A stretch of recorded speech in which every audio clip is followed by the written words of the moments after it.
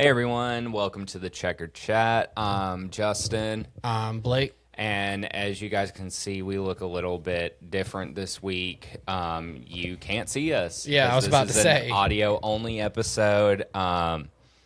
We are actually currently going old school and sitting at the kitchen table because I live in an apartment that was built in the 90s and stuff likes to leak, and our office is currently being dehumidified because we stepped into the closet last night and it was like stepping into a fucking rain puddle. So, you know, just the perfect cap off of this week and everything. Yeah,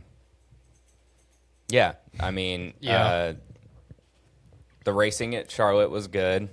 The racing that was able to take place was Yes. Which, granted, when it came to, also, if the mics are weird and you hear some shuffling with them and everything, we had to take the stuff off the stands. But yeah, just bear with us for this week. It is what it is. 1 week and 1 week only. Yeah, hopefully. Fingers crossed. We'll be back to normal next week. Honestly, I think we will be, because I mean the closet is pretty much already dry now. But yeah, no, I mean we're currently like sitting here at the kitchen table with a bunch of stuff that was in the closet spread out around here. You know, I had to clear out area for us to actually do the freaking podcast. Just holding the mics. Yeah. We're sitting here like cooked shrimp, you know. Anyways. Yeah, no, like at least the cup race got to run almost all the way. But so watching it, I went to bed when when the lightning caution came out. Yeah. And I was like, oh my gosh, weather caution, Coke 600, Christopher Bell's in the lead. I'm having war flashbacks to 2024. Yeah. Which Blake was at that race getting absolutely piss poured on. Well, we were under the overhang, so we were good. Okay. Thank fair. God. It was still raining either way. Yeah. But I was like, okay, I'm not staying up to watch him win another rain shortened Coca-Cola 600. But you know, that we'll get into it more when we actually get into the cup stuff and everything. But no race this weekend ran for the advertised time. Yeah, which was the first time in NASCAR history. Oh, dang, I didn't realize it was like the whole NASCAR history. Yeah, at least that's what I read. Yeah. If I was wrong, I apologize, but it checks out. Well, yeah, and because typically, like, I mean, I can't obviously think of a time where all three races were that affected by rain, because we ended up running trucks Sunday morning. Yeah, that was a whole ordeal. I'll say this, and we'll save the rest for the actual race reviews or recaps. But I mean, if I was a driver, I would have been upset with the way everything happened. Like when it came to how the truck race ended, how the O'Reilly's race ended, all of that kind of stuff. But with the cards NASCAR was dealt, I mean, there wasn't really much else they could do. Yeah, definitely. But I mean, it was not a great weekend, and there was nothing you could do about it because of weather. Yeah, it's crazy because it was very fitting for it to be a rainy ass weekend, like, yeah, you know. But yeah, I guess that's a good segue into the news, so that we don't spoil more for when we get to talking about the actual races. Yeah, this one was tough for sure. Kyle Busch passed away. It was from pneumonia that progressed into sepsis. Very, very, very quickly. Yeah. Because like Thursday night or Thursday at work, I was I opened up Instagram and it was saying like, he's not racing and stuff, and I was like, oh dang, like that's wild. And then that night I went and saw me and Mal went and saw the Mandalorian movie, and we were in the parking lot, and I parked the car, opened up Instagram, and it was like Kyle Busch passed away. I'm like, oh my god. Yeah. Just super super sad. I mean, the tributes this weekend went wild. Yeah. Like, I mean, it was a lot of beautiful tributes, and yeah. I mean, as somebody who's been a fan since as long as I can remember, my whole life, if you remember a lot of Kyle Busch's success and legacy, Atlanta Motor Speedway was his stomping grounds for years. I grew up loving to hate that yellow M&M's car, the Snickers car, whatever he ran that weekend, it was probably going to win. And the first Cup race I ever went to, he won. I witnessed, I can't even tell you how many. I need to go back and look, but how many nationwide Xfinity wins, truck wins. I mean, I saw the man win so many times, and it wasn't until recently, until I got older and could appreciate, because it wasn't ever that I didn't appreciate his talent or anything, but he was somebody that you loved to hate or that you loved to love. There was no in between. Yeah. He was our generation's Dale Earnhardt, is the best way to put it. 100%. And so, I mean, I grew up loving to hate him. Yeah. And it wasn't personal. It was him on track. I always respected him and always liked him as a person, but it was just the on track stuff where I was like, man, he's just so dominant. And it wasn't until really his RCR years where I kind of felt like, well, he has a big change, and now, I'm older, and I was like, you can really appreciate what he had done, especially for me, like my whole life. And I never would have expected him, like anybody, to pass away so young. I mean, he's unk and old and everything, for racing terms, but like, I mean, at the age of 41 is crazy. And I mean, I was at work and I got a text from Jarrett, and he was like, dude, he's dead. And I was like, who's dead?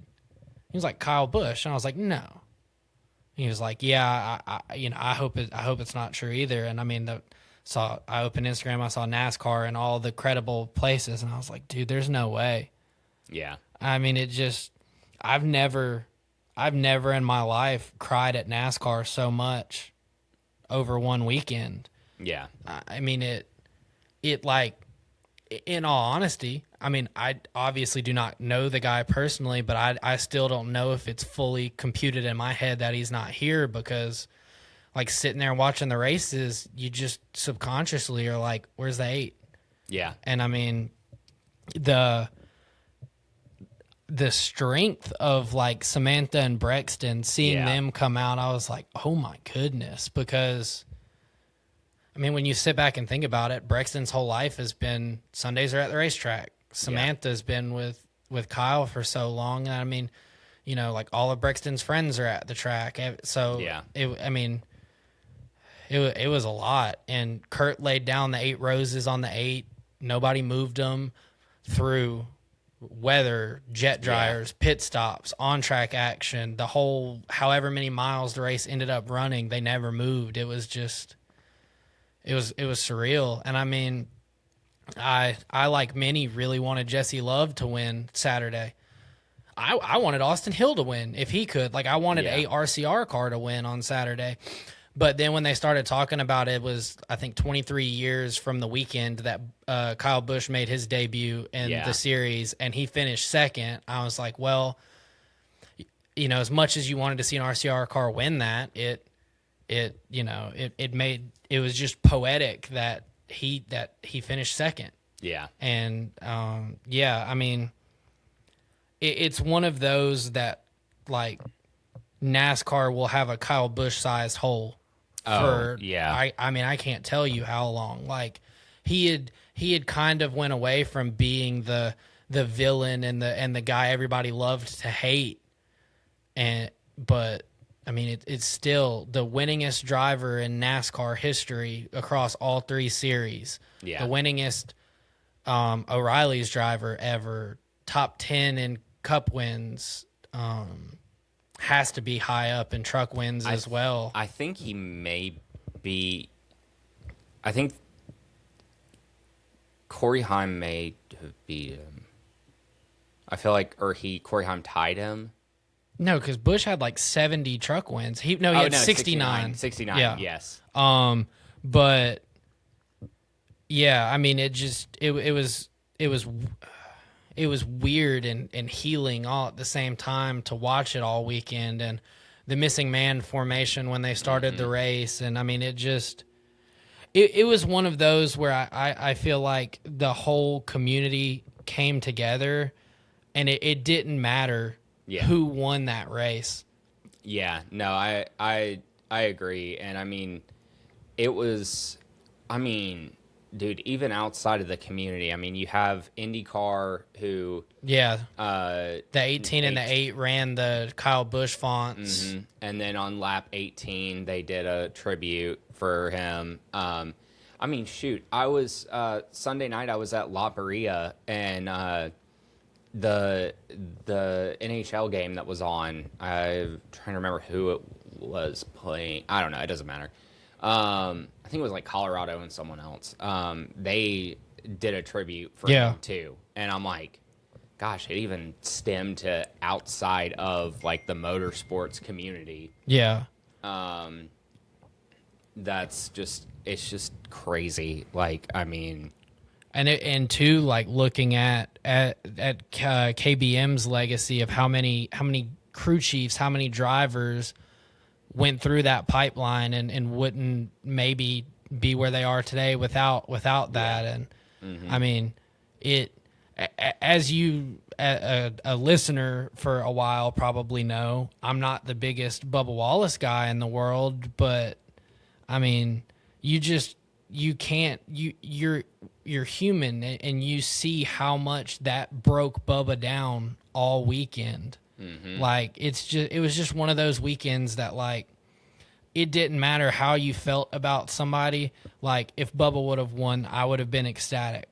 Yeah. Like it was just one of those that like whoever won was deserving. It was just that weekend, and like everybody, it was just all, you could tell it was in remembrance and in honor because everybody walked out in Brexton shirts and Kyle hats and Kyle shirts. And it's crazy because like I think there was a picture of all of the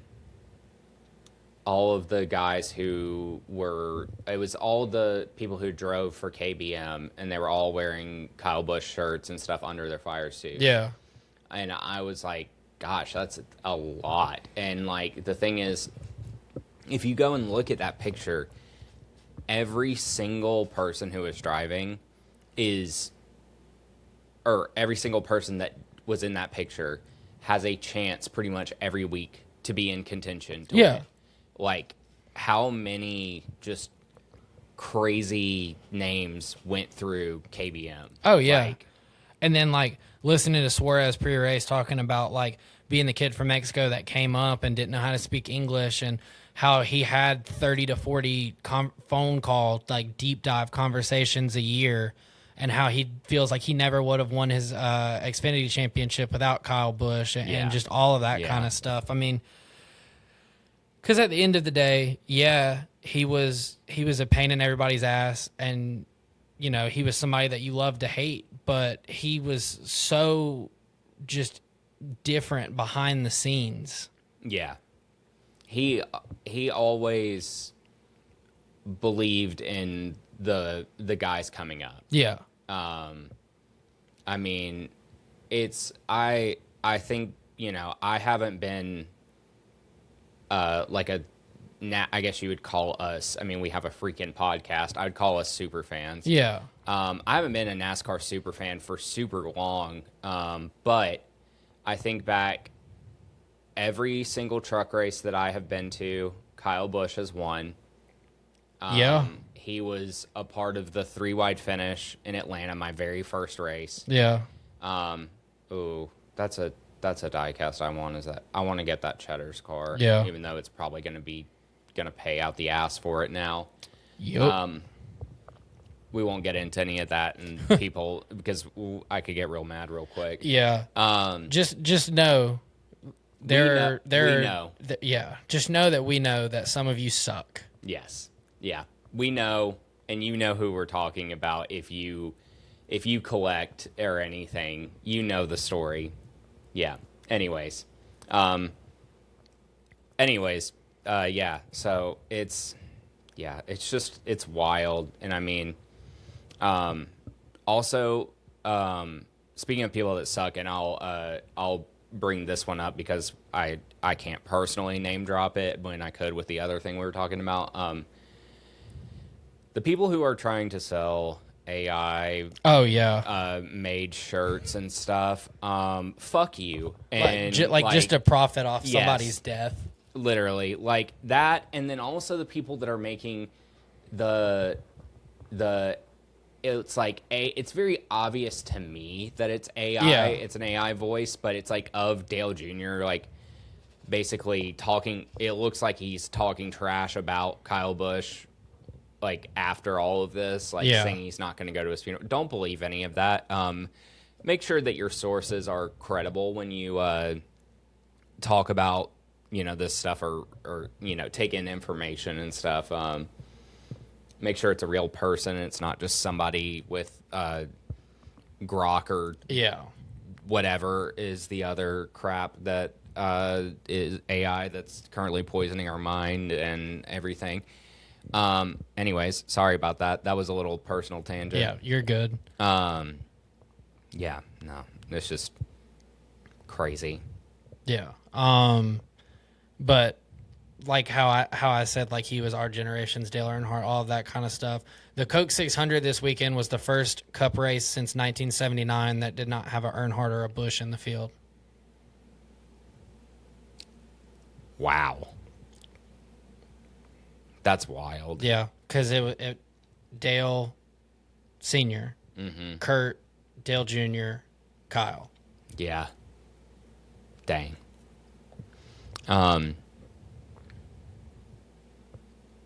Yeah. And then a couple more slight things on news as we transition and go back to being a as happy as can be NASCAR podcast after this past week. Parker Retzloff will be driving the number 62 Toyota Tundra this weekend for Hallmark Friesen in conjunction with Legacy. And he drives a Chevy in the O'Reilly series right now. Mm-hmm. So a lot of people are like, where's this coming from? He drives a Chevy. He's under contract with a Chevy team. How did he get approval? What is going on behind the scenes? Could he be somebody that's linked to Legacy getting another charter? Now, in my head, it doesn't make sense because to me, you throw Riley Herbst over there and you let Corey Heim get his 2311 shot. Yeah.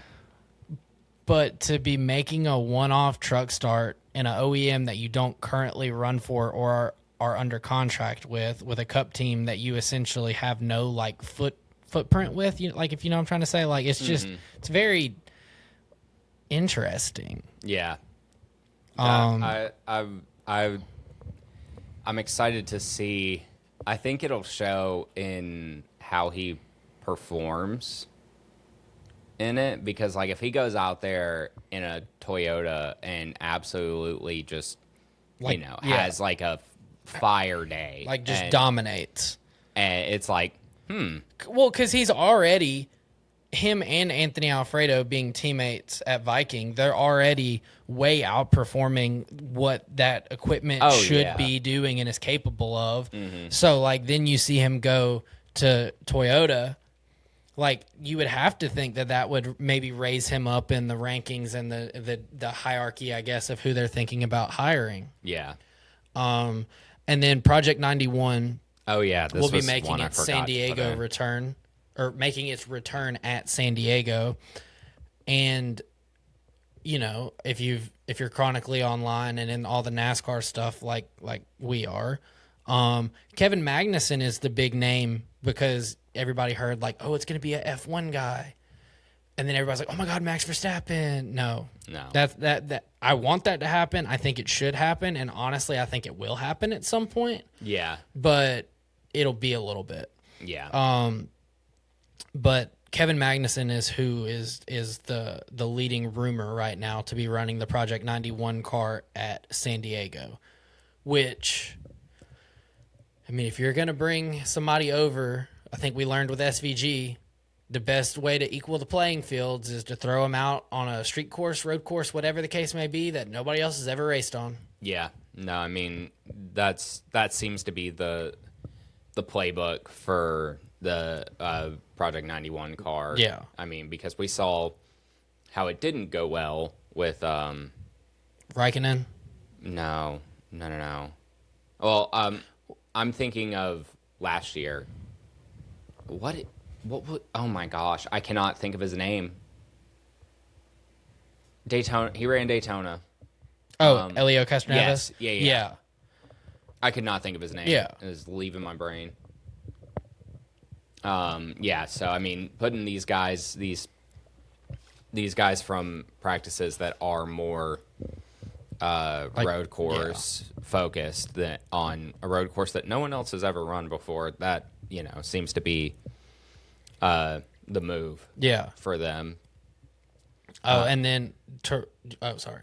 You want to hit the last one? Yeah. So basically, to round out news, as most everyone I feel like that listens to this would know by now, the 8 will not be ran for the rest of this year and for the foreseeable future. That is being reserved for Brexton whenever he makes it to Cup, seeing that he does follow through and go RCR, like he has the like the contract or whatever the deal was when Busch signed. And then also on the RCR side of things, Cletus will be running this weekend in the O'Reilly Series at Nashville.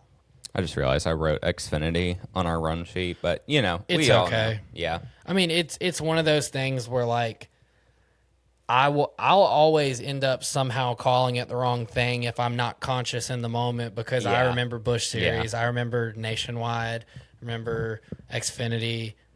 Yeah. O'Reilly, like everything, like they're, Yeah. Yeah, that wraps up news. Rest in peace, Kyle Busch. Yeah. 100%. Yeah, sorry if this is like a down episode. We'll try and be a little more cheery after this.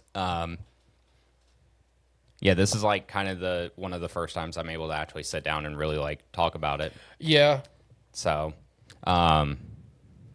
yeah, it's tough for sure. But anyways, Blake, you want to hit some truck race stuff? Yeah. So the truck race, as I already kind of touched on and everybody knows, was supposed to happen Friday. Didn't happen. Practice and qualifying were rained out. And when they went out for pace laps on Friday, it started to rain. They brought them back down pit road. It was supposed to happen Saturday. Then due to the rain again, it wasn't going to happen. So they postponed it to Sunday morning. And then, because there's a cup race that's also happening on Sunday that just so happens to be the Coca-Cola 600, they have to run against a clock if it's... And then there's also this little thing called the network. Yeah. That there's was covering the Indy 500. Yeah. Which, I mean, honestly, at that point, like... I get it. Yeah, I get it. And also, I will say this, as I feel like most NASCAR fans feel at this point, Fox needs to give up NASCAR, because as somebody that I've spoken on this a few times that is like deep diving IndyCar this year, IndyCar goes so hard with how they cover or Fox with IndyCar. Yeah. Like, they don't even try I feel like, with NASCAR anymore. They're like, we've had it for so long. This is just money in our back pocket. Yeah. But now that we have IndyCar, let's go hard with it. Let's really, just put out good product. And like, it's just not fair to NASCAR. No, because not at all. Like, the Indy 500 broadcast was amazing. Yeah. But even week in, week out at the smaller races, it feels more grand and more that Fox is like invested. Yeah.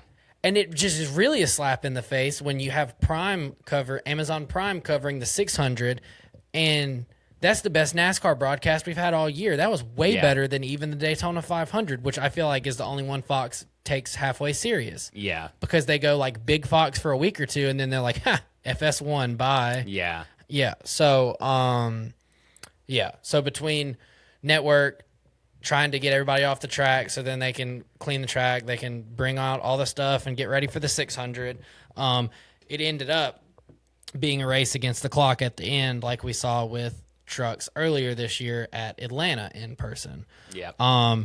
So field was set by metrics. Corey Day was the pole winner in the 7 truck. Okay, I want to throw something out there real quick. Another little Kyle Busch factoid. He's the only driver to win a posthumous pole.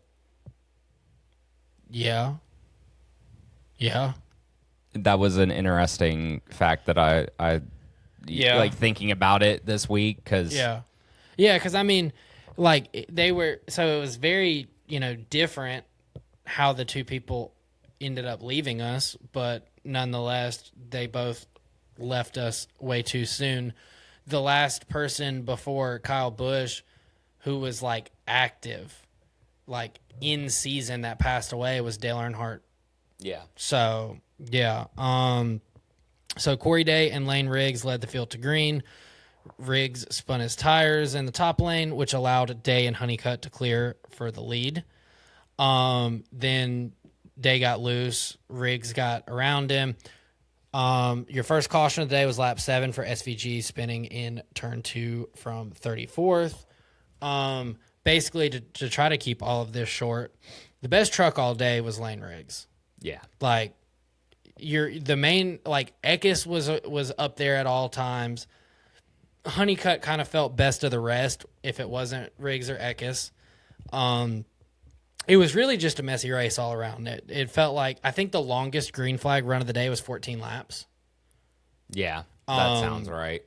You had a lot of spins. You had a lot of issues. And, I mean, they had no practice. They had no qualifying. You had varying trucks with different speed in different parts of the field. Like, it was kind of a mess until it could get settled out, and it never really, like, the race never really got its legs under it. Yeah. Because, I mean, stage 1, Eckes was your winner, followed by Brandon Jones, Lane Riggs, Grant Enfinger, and Caden Honeycutt. Luke Baldwin, his truck caught on fire, big old fireball in turn 1. The big wreck of the day was Corey Day. Yeah. Oh my gosh. Yeah. He spun down the backstretch. The truck completely came off the ground. Then he slammed into the wall, which shot him. It was like the wall that was at an angle on the backstretch. Then that shot him back out onto the track where Minnie Tyrell had, I mean, literally nowhere to go, no time to react. And that was a big one. Corey Day ended up, taking ownership of that one because he thought he was clear. He wasn't clear. It was a racing deal. He came down. You had a attempt of strategy at different points of, like, different cars staying out, different cars pitting. Zilich was up front for a little bit, but I mean, basically at the end of the day, nobody was going to beat Lane Riggs. Yeah, and it did. Like we said earlier, it did end under the caution, like under the clock, because there was a wreck on lap 106 where Chandler Smith spun off turn 2 while battling for third with Connor Zilich. He got into the inside wall. They were under yellow. They were up against the clock. And then basically they realized that they didn't have time to do a restart, so they ran the rest of the race out under yellow, and Lane Riggs was your winner. Yep. Yeah. I mean, honestly, there's just not a whole lot more really to talk about on the truck front there. The race was only 110 laps. Yeah. But like everybody that won this weekend, Lane Riggs does his burnout, gets out, does a signature bow.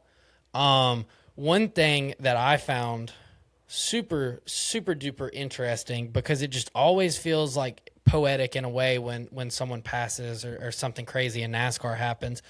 Because we all already know who won every race this weekend. If you take, so your truck winner, Lane Riggs, you take 34, you subtract 9 from that, and then you subtract 7 from that, you get 18. It's just the weird little tidbits and number stuff. Like, my bad. You're good. I just played footsie with Blake on accident.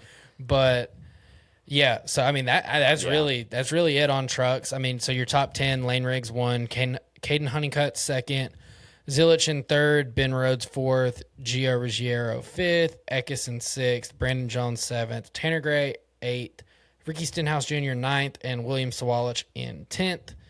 And then basically same story, different series. We go to the O'Reillys. Real quick on give Ricky more truck starts. Yeah. He's actually pretty freaking good in the trucks. Oh yeah. Not gonna lie to you. And I mean, it's the thing is, like, he's not a bad driver. No, he's not at all. I mean, it just shows like how he is just a driver who can get in back marker equipment and absolutely outperform the back marker equipment. Oh yeah, 100%. And then I feel like in a way him and Chastain share a lot of similarities, because the best way I would know how to put it is you could kind of classify both of them as like your blue collar drivers. Like they just get in, grind it out, and they make the best out of whatever day is possible. And like when you see them both go down and run races, they're always guys that are up there in contention. Yeah, I mean, and it just helps that they're not running for points. They can make more risks and different stuff like that. But yeah, I mean, even when you go to Cup this weekend, like last weekend when we did our long shot picks, I talked about why Ricky was my long shot, and then in the Cup nobody got to qualify this weekend. Cup was the only one that got any practice. And who is the fastest in Cup practice? Ricky Stenhouse. Yeah, I mean, it's one of those, like, he, for whatever reason, at Charlotte is like taking Austin Dillon to Richmond. Yeah. Like, which not, I mean, I'm not spoiling anything by saying this, but he did bring it home 12th in the 600. Yeah. Because he would be outside of the top 10. But now moving on to O'Reilly's, again, no practice, no qualifying. So the two that led the field to green were Allgaier and Day. And then again, Corey Day spun his tires in this race on the start of the race, allowing Allgaier to clear for the lead. And then lap 2, you have a caution. Harrison Burton spins after contact with Jesse Love running around 18th. This is now 5 out of the last 7 O'Reilly's races where there's been a caution in the first 3 laps. Not a good look. Yeah. Allgaier is up front for the very early, like stage 1 portion of the race. You get competition caution on lap 26. And then on lap 34, the field comes down to pit road, and the red flag is displayed for rain, and this lasts 4 hours and 22 minutes. So then lap 38, after that long red flag, Allgaier and Zilich lead the field to green. And then lap 40, I found this wildly interesting. All the cars in the top 5 ran faster laps than the 2025 pole lap for O'Reilly Series. Oh, wow. So under race conditions, the top 5 were running faster than what the pole was last time we were there. That's interesting. Yeah. I mean, it's just one of those, like, rain washed all the rubber off the track. It was colder. Yeah. Like, it was just prime racing time. Yeah. Stage 1 was won by Connor Zilisch, followed by Allgaier, Chastain, Day, and Mayer. This is Zilich's 15th career stage win and his third straight race with a stage win.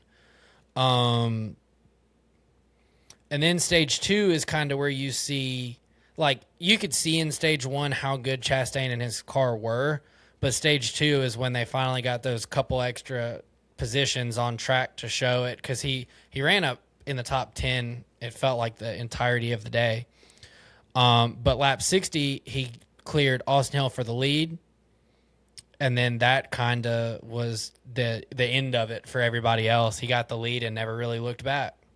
There were a lot of cautions in this one also, because like on lap 73, Dawson Cram blew a motor. There's fluid out on the track. The whole field gets into the wall. Like, I mean, everybody running up front because you couldn't really see it. And it was crazy because your leader at the time was Ross Chastain, who got into the wall. Allgaier got into the wall.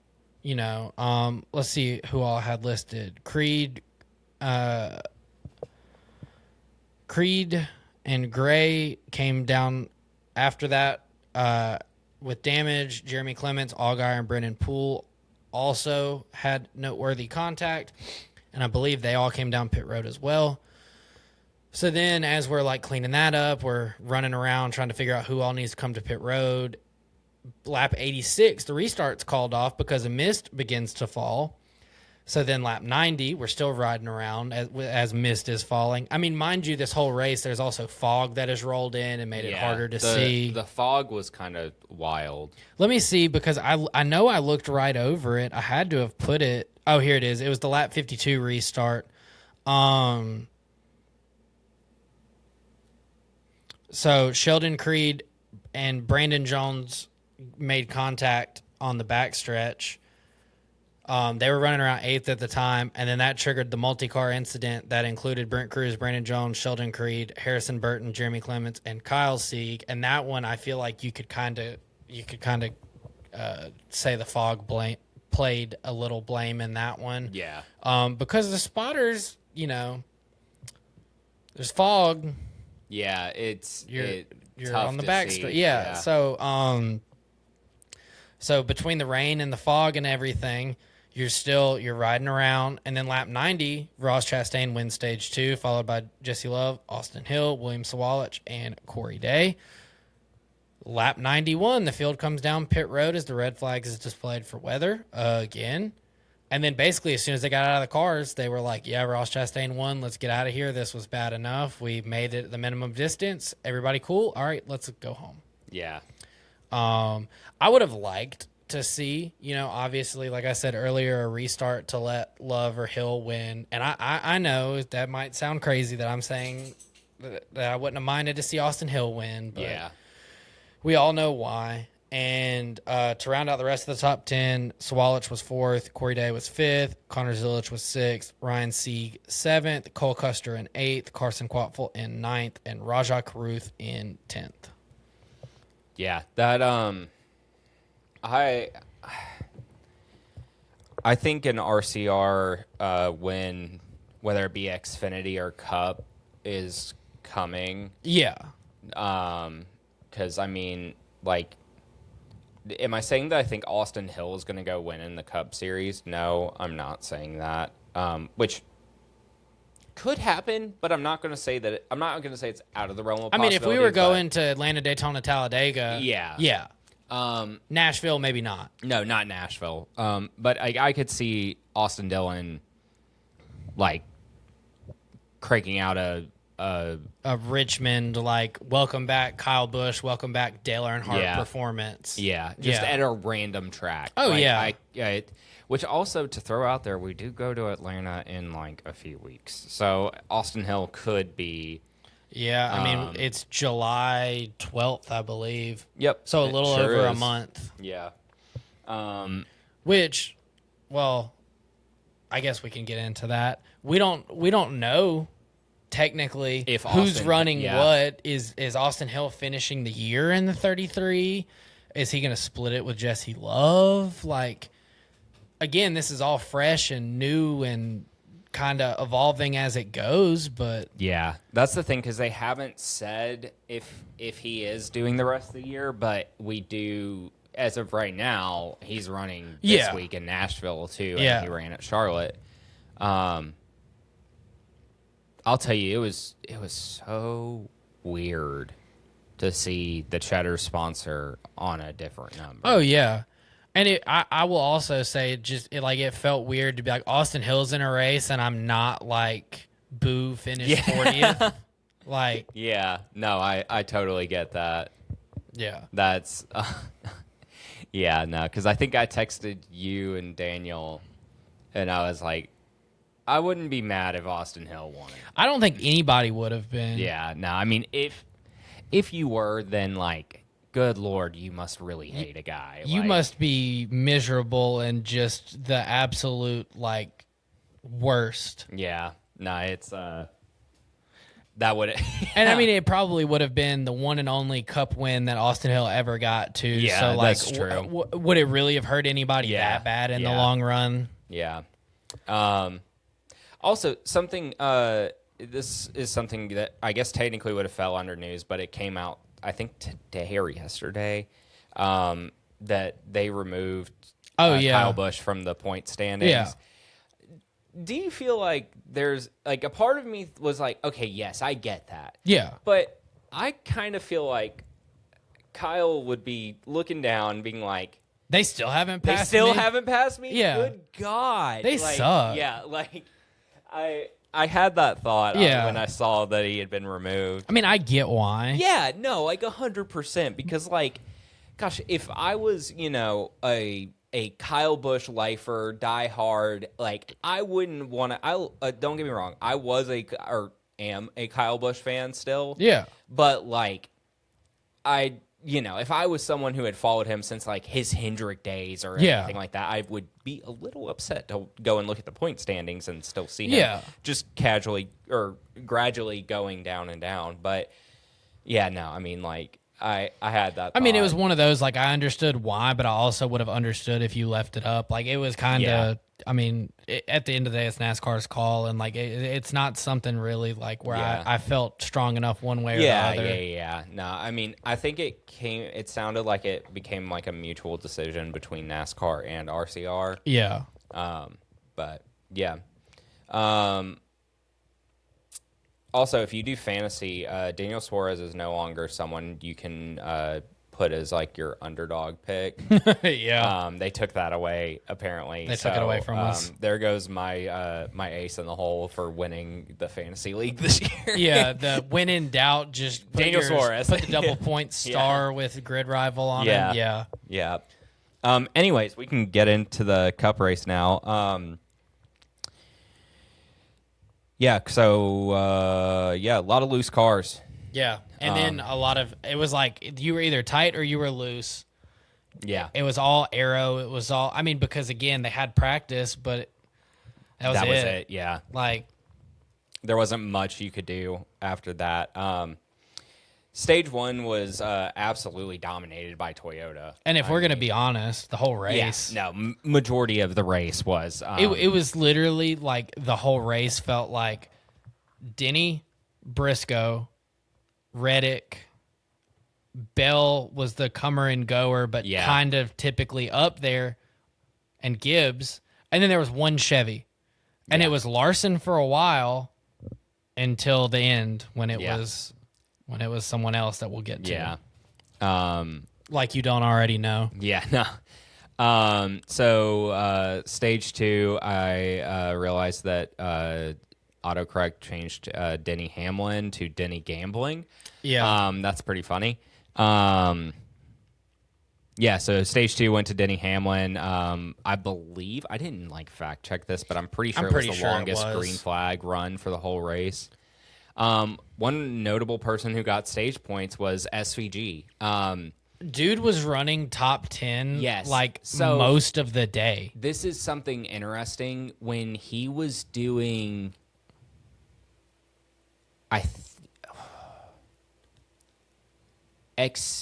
remember when he was doing Xfinity, Charlotte was like somewhere he actually, I remember, because that was like early in his Xfinity career. But he would go on Corey LaJoie's podcast a lot, and he talked about that was like the oval that he felt the most comfortable on. And it shows. I mean, the guy, I think he finished like 12th or something. I think it was, let me double check. I think it was 11th. It was 11th. 11th, yeah. So, I mean, like, he was up there all day. He started in the top 10. He battled around everybody. Yeah. I mean, he led the race for a little bit. Yeah. And I mean, the thing was where I'm trying to think of the right way to word this. I think it just truly shows, like, and I know Trackhouse hasn't had the cars all year and everything, but like, I think it truly shows how much track position matters, because when SVG started in the top 10, look at how great of a run he had all day on the oval.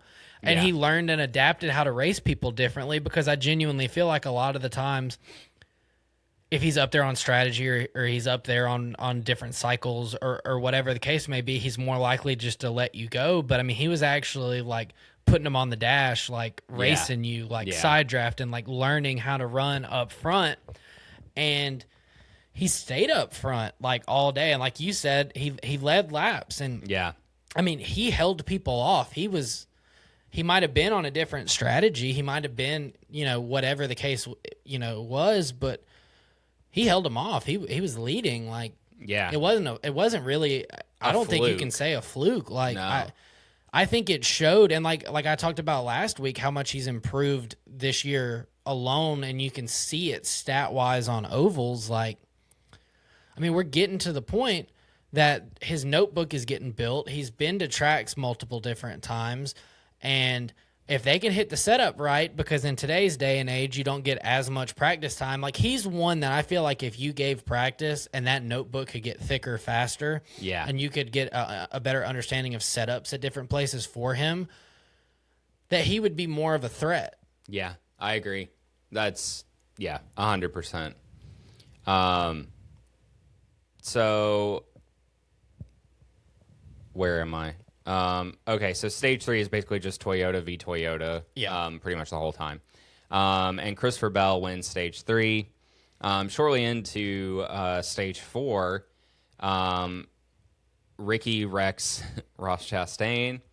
Ross got chastained by Ricky, basically. Literally, yeah. And I mean, that was literally, like, the best way I know to put it is it was a racing deal, and Ross was like, well, I ran the bottom and I cleared you, and I'm going to slide up even though you're going to have a big run. And Ricky was like, no, thank you. I'm going to give you a big old bump down the backstretch, and whatever that does to your car, it does. So, oops. Yeah, no, that's really how that felt. And then there was also a pretty big wreck that involved Briscoe, Buescher, and Preece. The reason I mentioned them is because Briscoe had been running up towards the front. Yeah, it felt like last year all over again that the 600 was going to be the race that turned the season around and started shaping momentum up. Yeah. Because, I mean, last year, like, recency...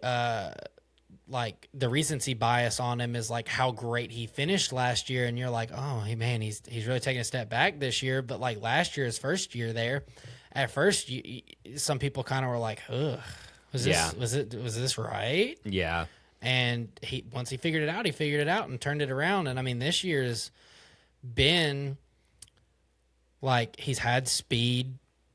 He's shown glimpses of still running like he showed he was capable of at the end of last year. It's just been bad luck and not finishing races. Yeah, no, 100%. And the reason I mentioned Buescher and Preece in this, because I thought it was funny, Brad made it through that wreck. Yeah. But he literally watched the both of them wreck into each other right in front of him. Yeah. And I'm like, I feel like the owner brain in him was like, come on, guys. Like, it was like, now I have to go win it so we can pay for the 2 cars that just got destroyed. Yeah, literally. So lap 352 is when we start to get weather issues. We had a few restarts after that.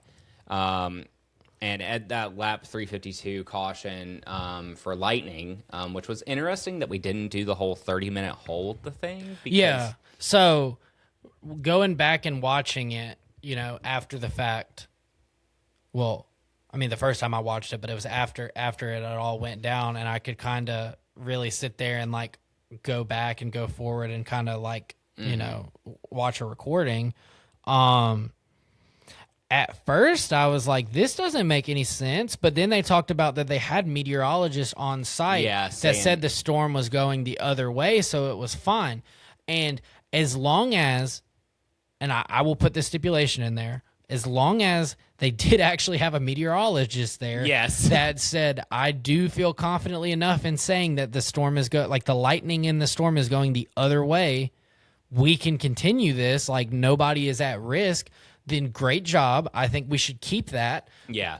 Because if we can avoid 30-minute holds, because typically you're not going to run into the lightning issue unless there's also a rainstorm around. Yeah. So if you can save 30 minutes of the race, and maybe that's the 30 minutes that get you to the end or get you really close to the end before the rain comes, then cool. Mm-hmm. But like, again, as long as that's not at the expense of at like safety. Fan safety and driver safety and everything, like I think that's good. Yeah.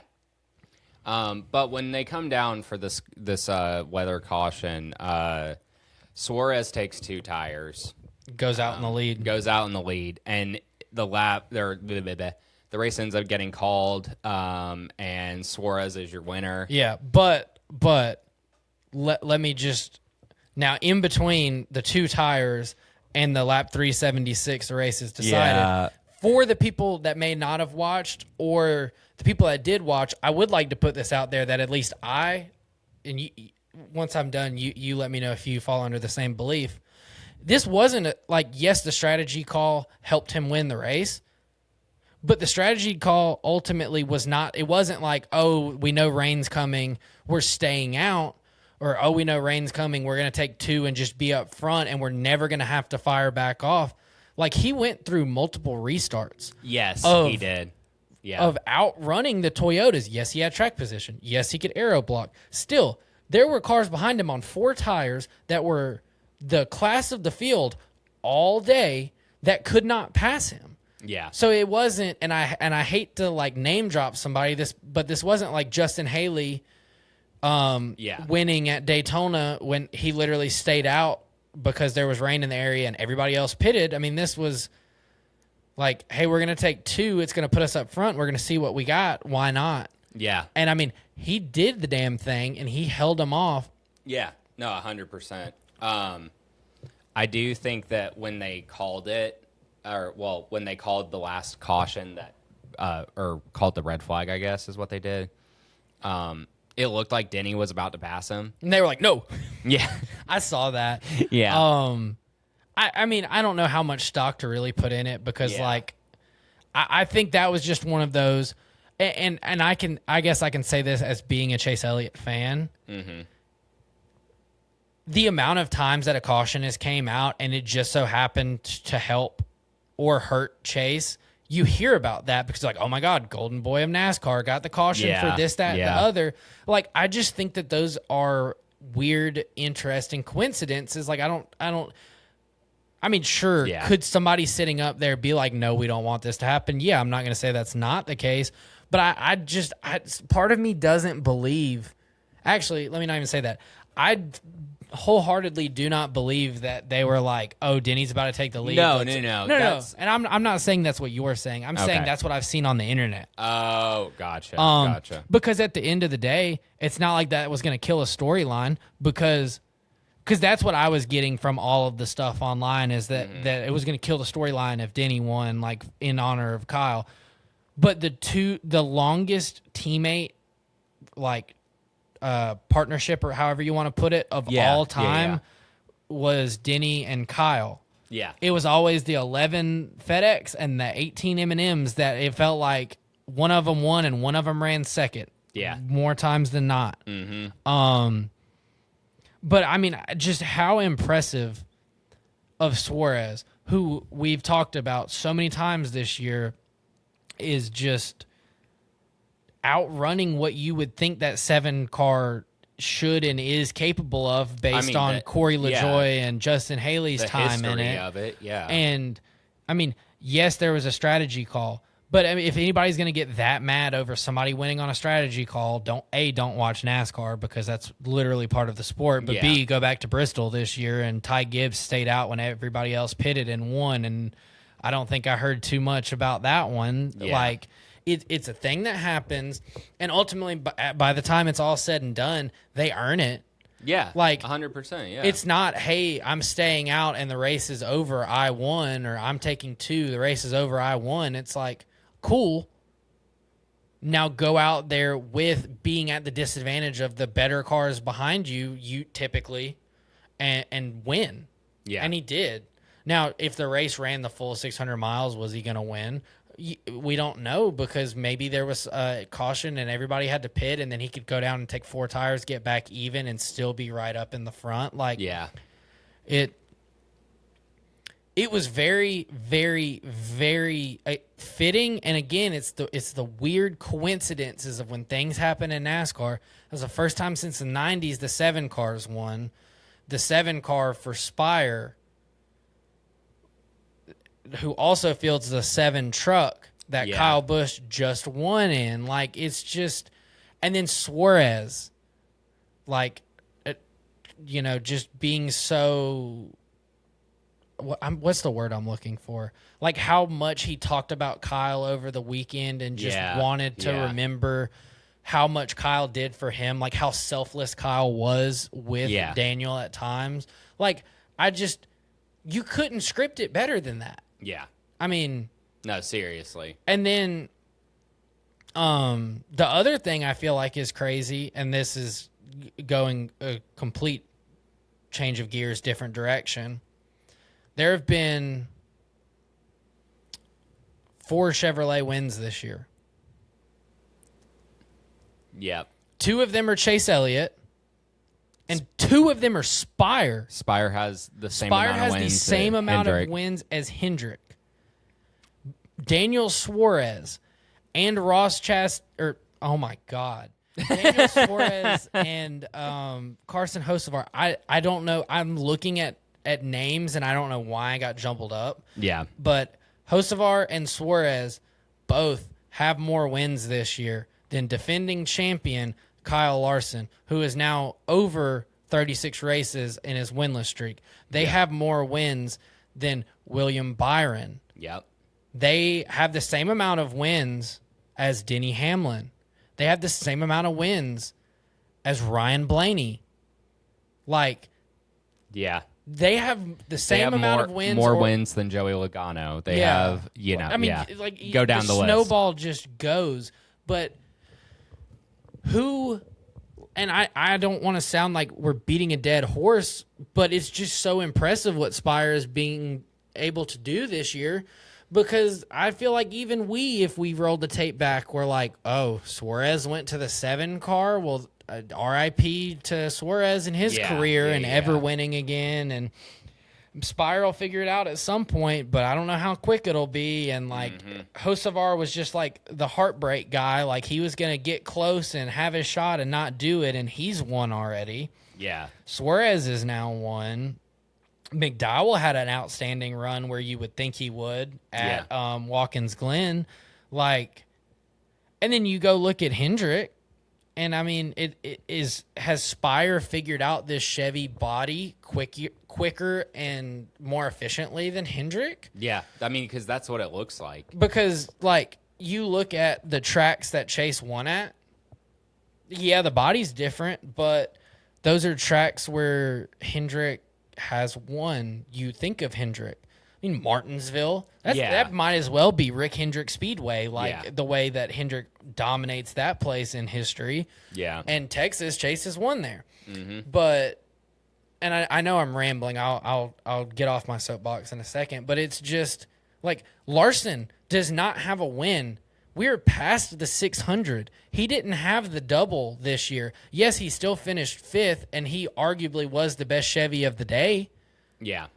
But he still hasn't won. And we've been to tracks that he could have and should have won at historically, looking at numbers and looking at runs and looking at his success in the next gen car and really his success since he took the 5 car over. But I mean, it's just what a odd year we're in, because if you take Tyler Reddick and his 5 wins and put it on an island, I mean, boy, what a close points race and battle we have, because Chase has won 2 races, but Denny's still ahead of him in points. Yeah. I mean, you have a bad race and you're dropping spots. Yeah. Yeah. It's no, just I do feel like this format is shaping up for much better racing week to week. Oh, 100%. And I've heard and I understand what some people say about boy, imagine Reddick wins 10 races and then we get to the chase and he only has a 25-point advantage over second. But imagine in the last format, he won 10 races and then everybody goes back to even, and the only thing that can put you above somebody else are the playoff points that you've earned over the year and if you won regular season. Yeah. So same but different.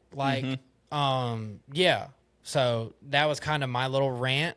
Yeah. And you can hit us with the top 10. So your top 10, Suarez 1, Christopher Bell in 2nd, Denny Hamlin in 3rd, Tyler Reddick in 4th, Larson, Gibbs, Blaney, Logano, Byron, and Zane Smith. Yeah. So I have one thing saved on SVG because, as the kids would say, we glazed him a lot in that. Yeah. But that was the best statistical oval race, obviously, that he's had. He had a top 10 finish in stages 1, 2, and 3. He led 11 laps, which is the most laps he's ever led on an oval. And his average running position throughout the however many miles of the Coca-Cola 600 we ran was 7.8. Yep. I mean, he started up front. He was up front all day, like we said. And I mean, it's just, I think it's a matter of time before we can officially say he's figured out ovals. Yeah. And we're getting there. I mean, I think we're getting to the point that we're not far from a SVG oval win. Yeah, no, I don't think so. I don't think we're terribly far from it. I mean, do I think it's going to be this year? Probably not. But if it's not this year, it's going to be early into next season. The other thing I think about, too, is how much confidence he has now with the 600 behind him. Mm. And everybody was like, oh, no, we got rid of the Roval. What's SVG going to do now? Does it kind of suck for him? But also, when we go back, yeah, that's true. That's true. It's not going to be like the guarantee the Roval was, it felt like. But I genuinely would not be surprised if we go back this fall and he wins at Charlotte. Yeah. I'm not saying he is, but it literally would not shock me. Yeah. I'll give you a brief rundown of what the points look like now. Mm-hmm. Obviously, Reddick is still your leader. He's 122 points above Hamlin. Blaney is the best non-Toyota driver. He's in 3rd. Ty Gibbs is 4th. Chase Elliott is 5th. Larson is 6th.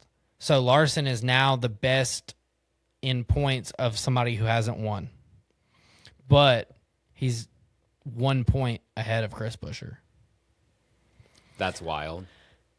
And I don't know how to word this, but I would like to put the public service announcement out for everybody that I'm not making a knock on Buescher, because we all expected this out of Buescher.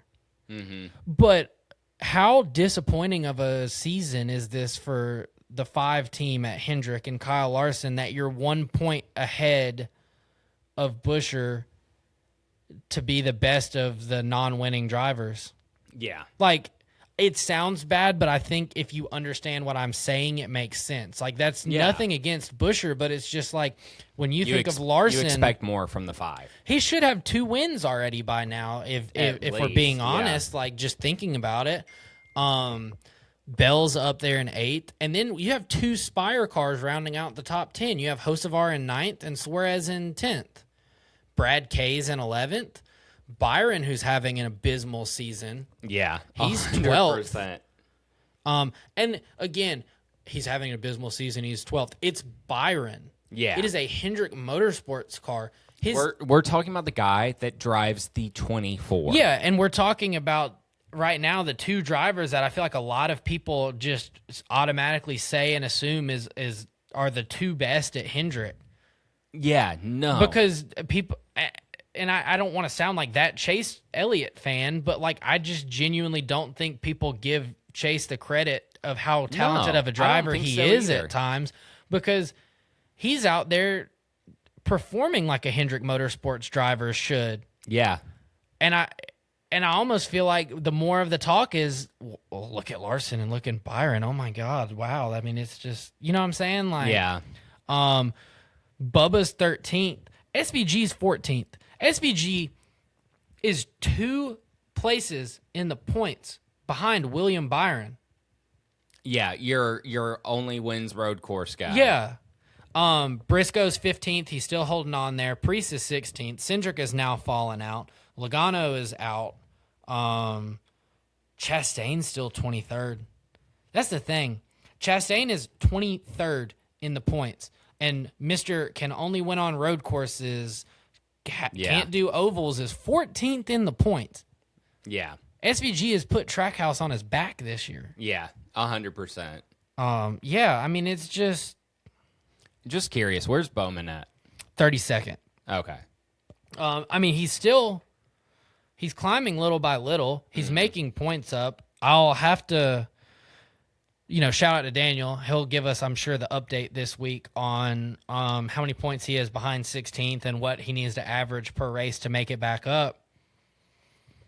Yeah. But, I mean, I think as long as Bowman can get around 20th or even in the top 20, that as bad as it is like a win. Because yeah, considering how many races he had to miss. Yeah, I mean, he was in 36th. He was behind Cody Ware, Cole Custer, Zilich, all of them when he came back. Yeah. Anything else on points? Are you ready to head on to Nashville? Yeah, let's go to Nashville.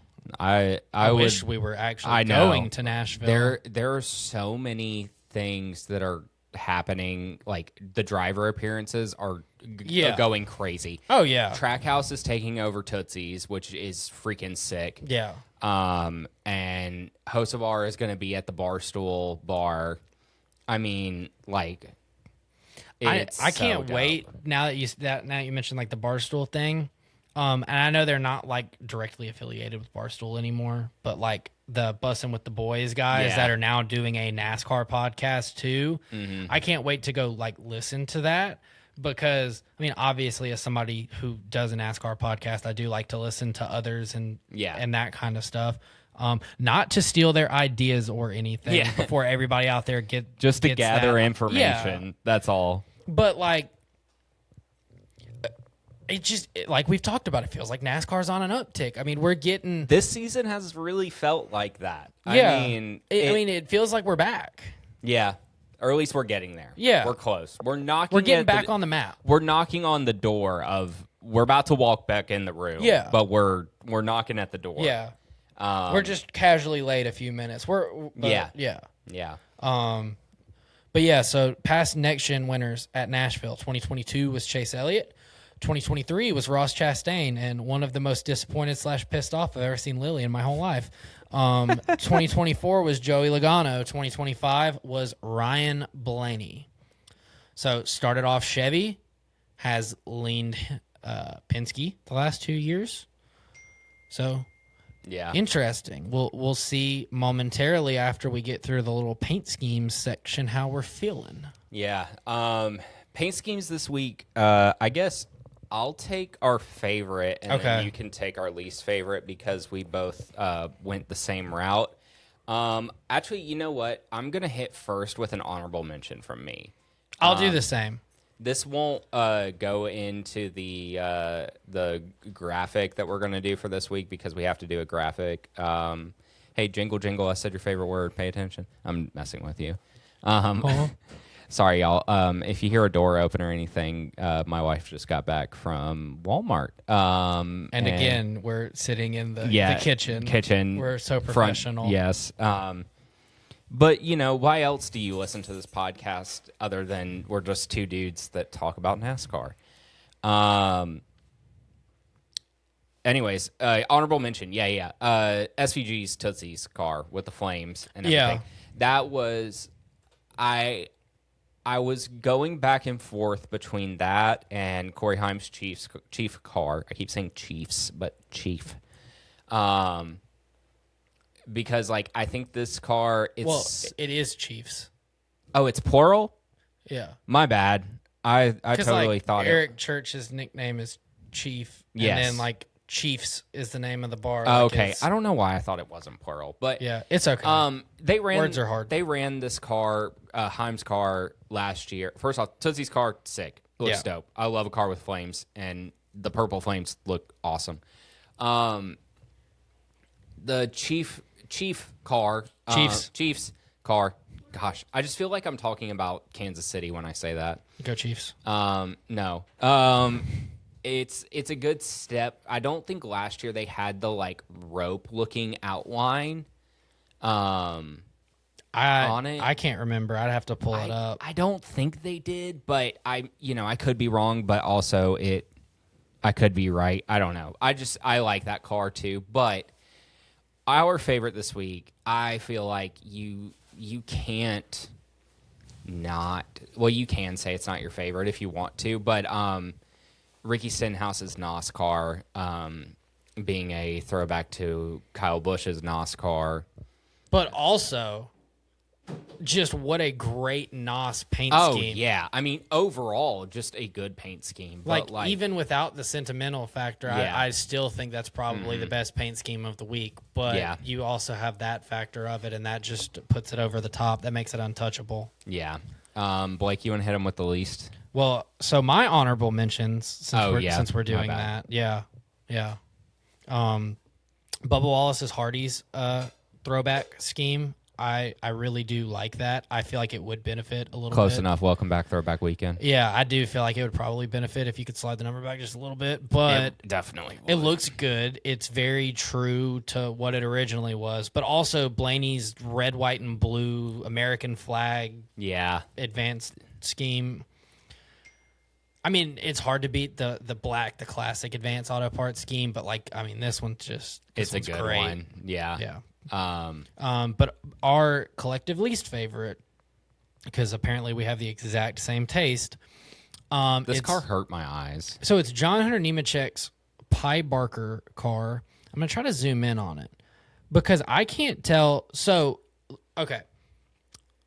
It looks like there's names up and down all of the back. Okay. But it could be an issue with the render. I don't know. If you've looked at it on NASCAR.com, you'll probably understand what I'm talking about. But right behind the number 2 on the 42, it just gets weird, it's spotted and it's hard to read. Yeah, literally, if it wasn't for that, it's not a bad paint scheme. Yeah, no, it all comes down to if it's the rendering or if it's the actual car. But looking at it, it literally hurt my eyes. It felt like I took my glasses off and I'm looking at this trying to look at what it looks like. You know what I mean? But also, it was a very solid week for paint schemes because other than that, it just kind of gets nitpicky, and then we're probably picking on the monster cars or something. Yeah. Because there's 2 of them. Yeah, no, definitely. Also, a little, I didn't mention it last week, but seeing the car on track, Christopher Bell's Interstate Batteries car, that car looks so good. I think I gave an honorable mention to that one. You may have. I don't remember exactly what we said last week. This whole past week has been a blur, honestly. Yeah. But yeah, that's all we got on paint schemes. Picks. I don't know why I almost skipped over it. Yeah, all right. See you guys later. Bye. Bye. We're not Deuces. gonna tell you who We're we done. think won. You're just gonna have to find out. Haha. Anyways, we definitely also share some on here. You want to take? Well, we only share one now. Oh shoot! Yeah, you're right. Okay. I see you. All right. Do you want to hit the joint one? Yeah, sure. So for truck, we both picked Rajah. He's the defending winner of the race. He's back in a Spire truck to defend it. Yeah. Spire's won a lot of truck races this year. Mm-hmm.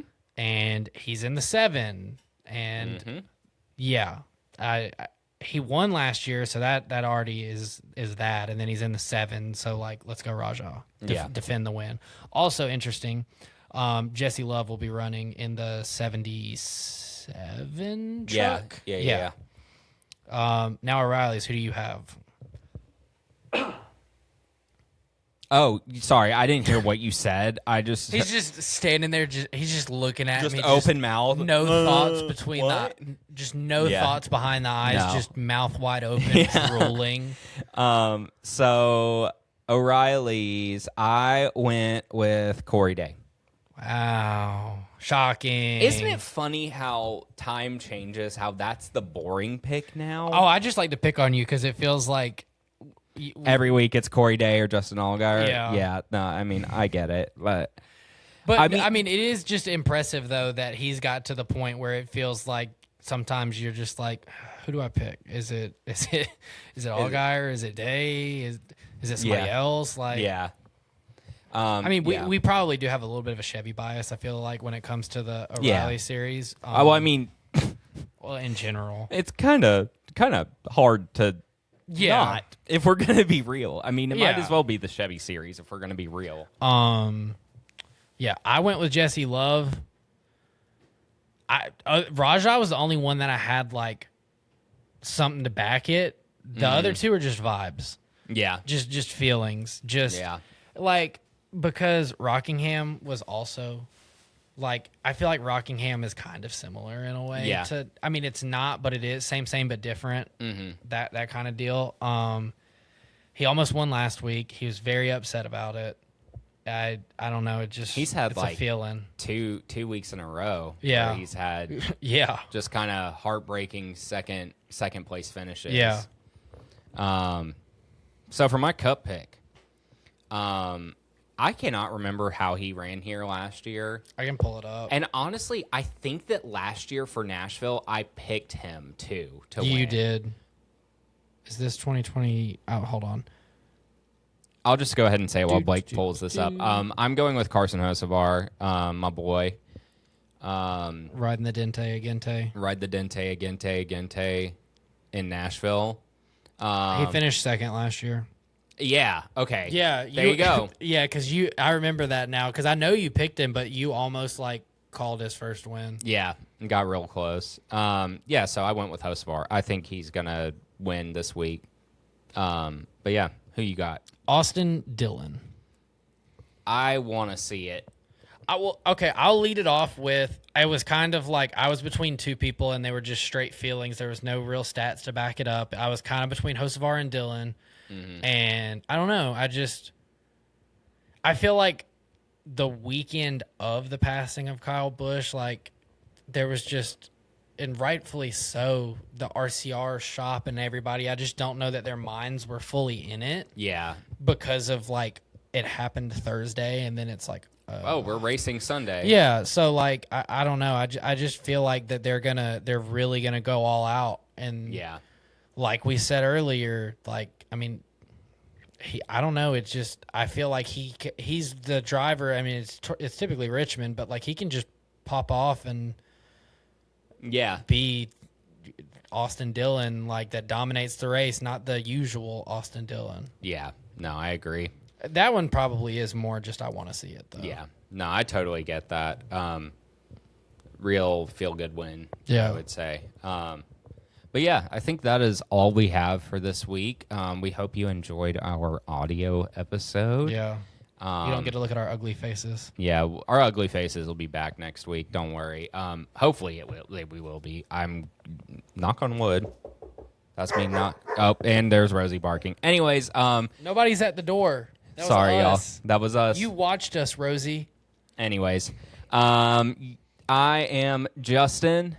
I am Blake. This has been the Checkered Chat. You guys can follow us on Instagram, TikTok, Twitter, YouTube, like, comment, subscribe, all that good stuff on there. Spotify, Apple Podcast, Amazon Music, and You can't forget about it. Never forget. Audible. Rest in peace, Kyle Busch. See you guys next week. Bye.